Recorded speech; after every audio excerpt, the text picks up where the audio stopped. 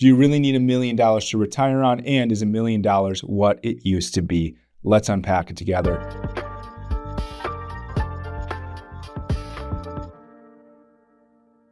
My name is Maki. I'm a financial advisor for Strategic Financial Group. And I think it's important to address the second question first.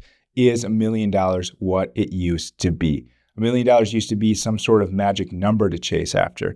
And of course, $1 million is not the same as it was 20 years ago. Thanks to inflation, rising healthcare costs, and longer lifespans, $1 million does not stretch as far as it used to.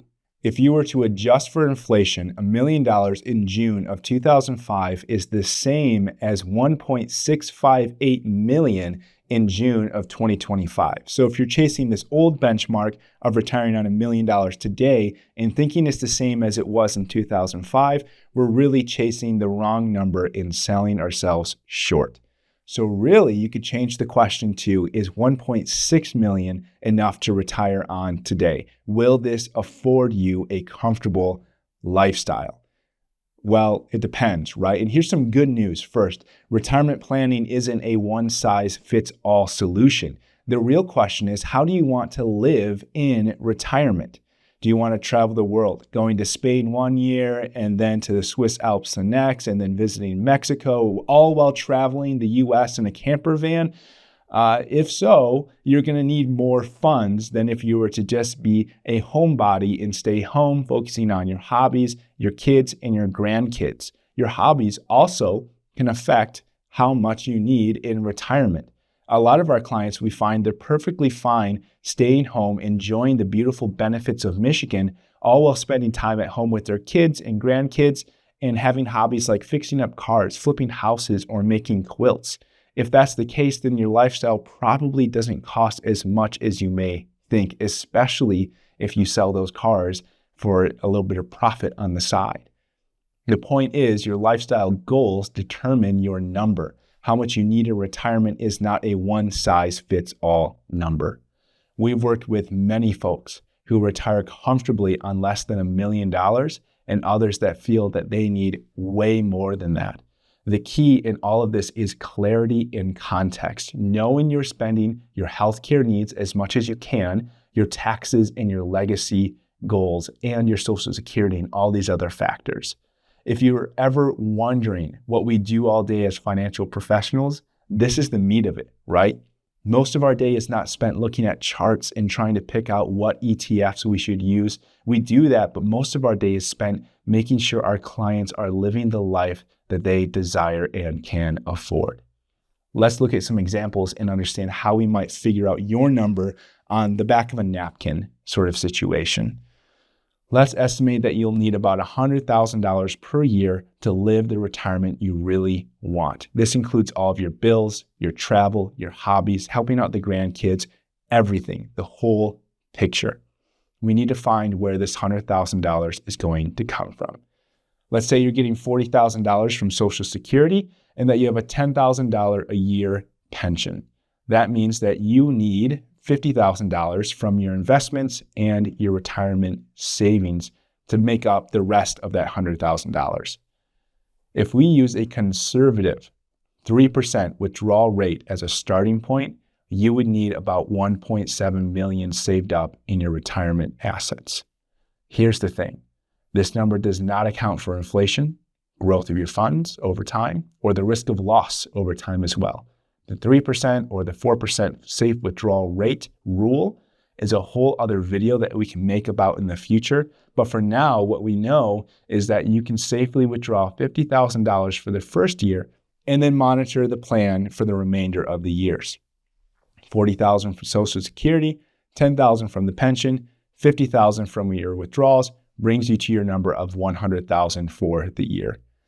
But we need to remember something else. Most people find that in retirement, they slow down a lot in their spending. It could be because you simply have less bills, the mortgage is paid off, you're driving less, you're not traveling as much, the kids are out of the house, your expensive years are behind you. So let's imagine that you want to live on $50,000 a year in retirement.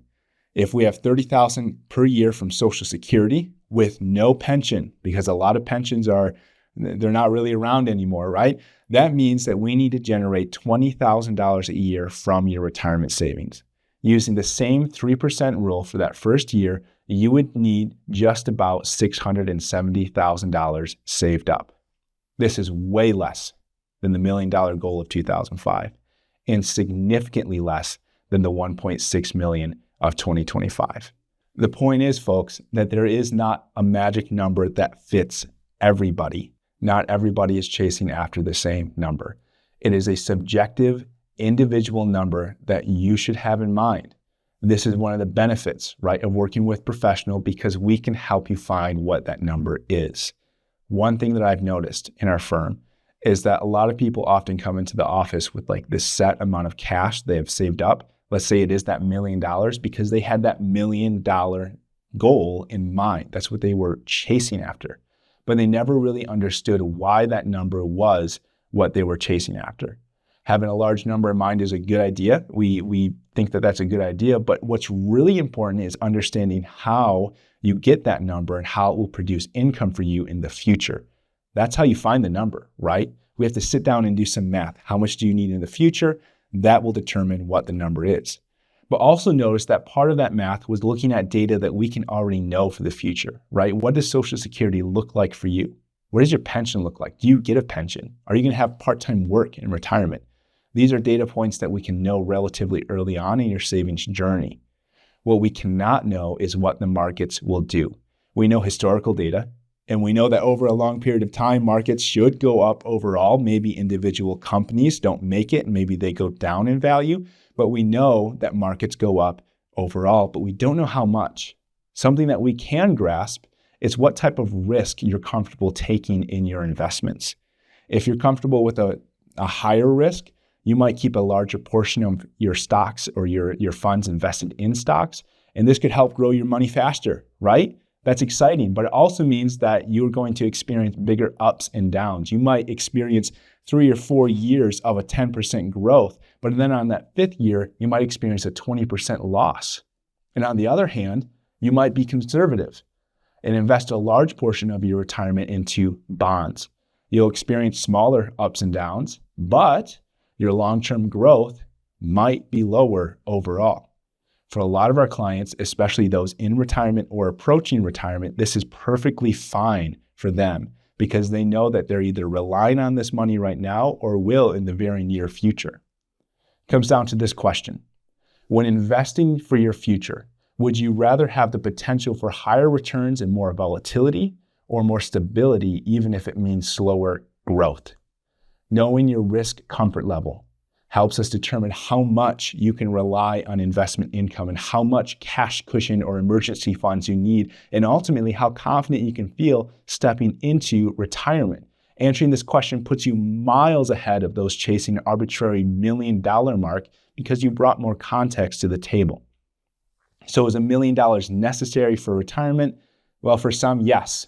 For others, no. For others, it might be they need more. The important thing is to design a plan that fits you, not the you from 20 years ago or your neighbor down the street. Your income goal, other sources of income, and risk tolerance all bring context to this decision of a magic number. If you're feeling uncertain or want to run the numbers together, that's exactly what we're here for. That's what we do. Let's create a retirement strategy that considers all the context and gives you more confidence. Visit strategicfg.net to see if working with us would be helpful for you.